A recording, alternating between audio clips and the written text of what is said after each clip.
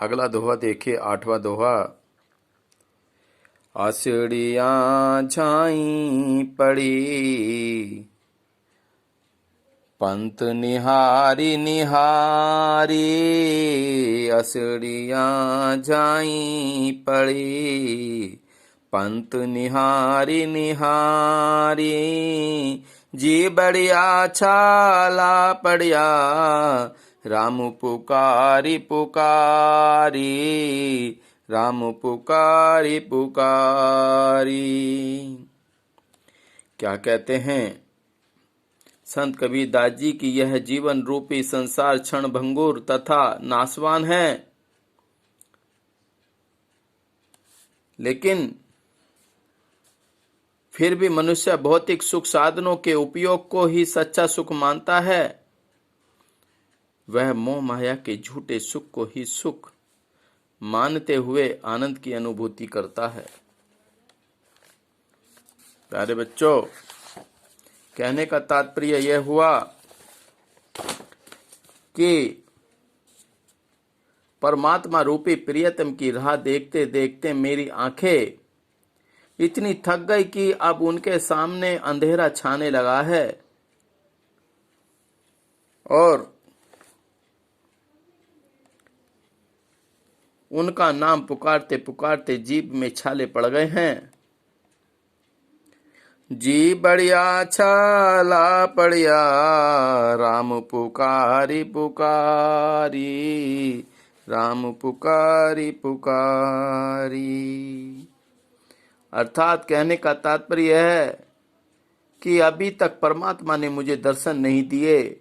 मैं निरंतर उनके नाम को पुकार रहा हूं, परंतु उन्होंने मुझ पर अभी तक कृपा नहीं की है। प्यारे बच्चों, आपको ये दोहा भी समझ में आया होगा। अगला दोहा देखिए।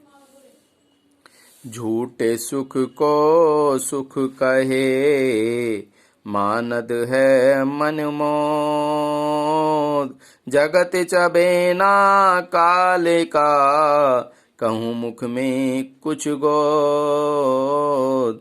कहूँ मुख में कछु गोद।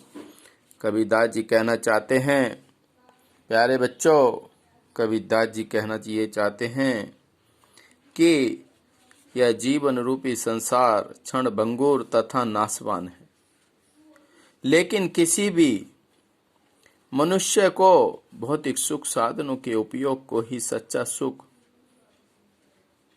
मानता है। वह मोह माया के झूठे सुख को ही सच्चा सुख समझता है। यह संपूर्ण संसार काल अर्थात मृत्यु का चबेना अर्थात चना है, जिसको वह निरंतर चबाकर समाप्त कर देगा। प्यारे बच्चों, जगत चबेना काले का, कछु मुख में कछु गोद। अर्थात इसे कुछ चबेने को अपने मुख में रखा हुआ है, अर्थात कोई चना मुंह में रखा हुआ है, तथा कुछ को नष्ट करने के लिए गोद में समेटा हुआ है। अर्थात संसार को नष्ट करने का काल का यह कर्म निरंतर चल रहा है। अतः मनुष्य को भौतिक सुखों को त्याग कर ईश्वर भक्ति में सच्चा सुख और अनुभव करना चाहिए। प्यारे बच्चों, आपने ये दोहा समझा। मुझे आशा है कि आपकी समझ में आ रहा होगा। अगला दोहा अगली वीडियो में।